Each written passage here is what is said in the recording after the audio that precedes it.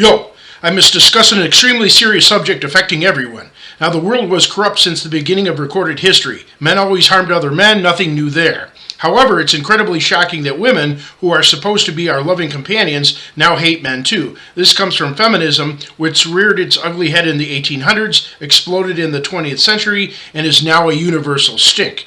Feminism was defined as women's equal rights. However, besides many women seeking equal rights without taking equal responsibility, so-called equality paradoxically causes extreme unfairness and misery. Consider these facts. Since the beginning of the world, men ruled it, and women were always to be wives and mothers.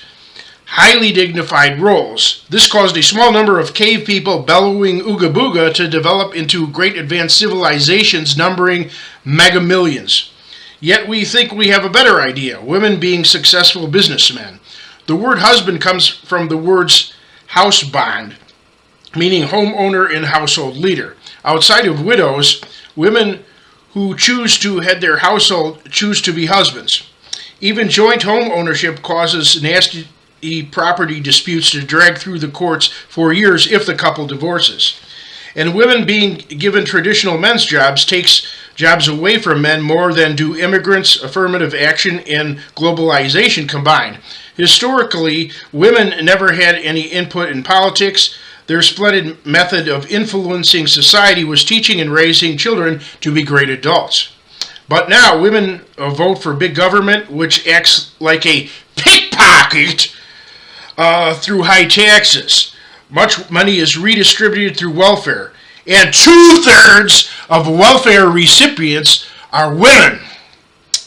Note the exact parallel between rising feminism and the weakening of marriage. In the early 1800s, the world divorce rate was less than 2%. Then in the late 1800s to early 1900s, first-wave feminism began. So by 1890, the world divorce rate was up to 5%, and by 1915, it was up to 10%. Then due to World War II, gender role dichotomy changed because men were away from home. Women filled men's roles. So by 1955, the world divorce rate was 30%. In the early 1960s, second-wave feminism began. So by 1965, the world divorce rate was 35%.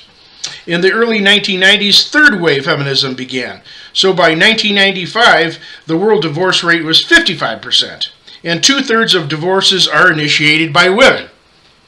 The average age at marriage likewise paralleled, going from 15 to 20 to 25 to 30, and sometimes 35 plus. And the percentage of adults who never married is at an all-time high. Because women lied saying they were intensely interested in marriage, men allowed the laws to change from women being given in marriage to women having equal say in whether they will marry. This is causing the death of marriage. Because women lied saying that they crave sex, men allowed the laws to change from women being obligated to service their husbands to many husbands having sexless marriages or having sex only twice a month. Many men now face involuntary celibacy. Others substitute pornography or an alternative lifestyle for gratification. There is also an exact parallel between rising feminism and pornography and alternative lifestyles. Feminism is causing the death of heterosexual relations. As far as having children, it's impossible for equal rights to ever produce equality because men need women to carry their baby, while women can be artificially inseminated and so do without men thereafter. For those who view abortion as murder, consider that abortion was legalized because a woman and her women lawyers created the 1972 Roe v. Wade case. And via feminism, the final decision on whether a baby is aborted or not always rests with a woman. So women are perpetrators of the biggest Holocaust in history. If women needed their parents' or husband's approval like they used to, mega millions of lives would be spared. Supposedly, women are smarter, braver, more spiritual, and more mature than men, but these assertions have no more proof than I can prove that Jupiter is covered in green cheese. Women also complain that men are scoundrels. Many men are, but it's common knowledge that women choose bad guys. If women's parents chose their mates for them instead, as was historically practiced, women wouldn't be in the mess they're in, nor be clamoring for even more opportunities to make bad decisions. As an example, women historically understood that their bodies were designed for men. so they had men to take care of them for life, and they were healthy. Now women say that nobody has a right to their body. Yet now many lack a stable relationship, and millions have a sexually transmitted disease from their promiscuous behavior. Though while men ruled, there were wars, there were always times of peace, and warfare only involved men. A woman's one place was in the home, which is where I choose to spend my life. Now feminism glamorizes warfare. Consequently, thousands of women joined the military and have been tortured, maimed, and killed. If we don't repudiate feminism, which removes women's peaceful, loving, and nurturing influence from men, we are headed towards global nuclear war and the annihilation of our planet.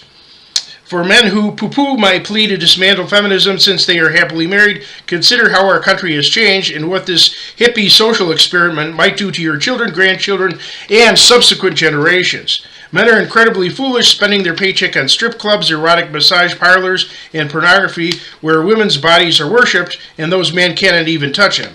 Those women are predators. Men have insanely enacted laws which grant women alimony if they divorce their husbands for no reason whatsoever. They're paid for absolutely nothing. Because of no-fault divorce, my ex-wife tried to boss me around and spend all my money. No can do. Many women are incredibly spoiled. And with today's technology, their being housewives is no longer laborious. Consider that before feminism, women never had to work. They were on Easy Street. And with women working, their children in daycare centers are raised by strangers.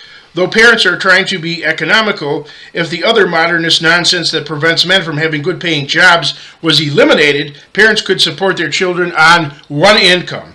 So in summary, the goodness of feminism is not only a universally accepted lie like the emperor's new clothes, it will completely destroy society if left unchecked. Yet we can crush this as a fearful elephant finally gathers the courage to put his foot down on a mouse.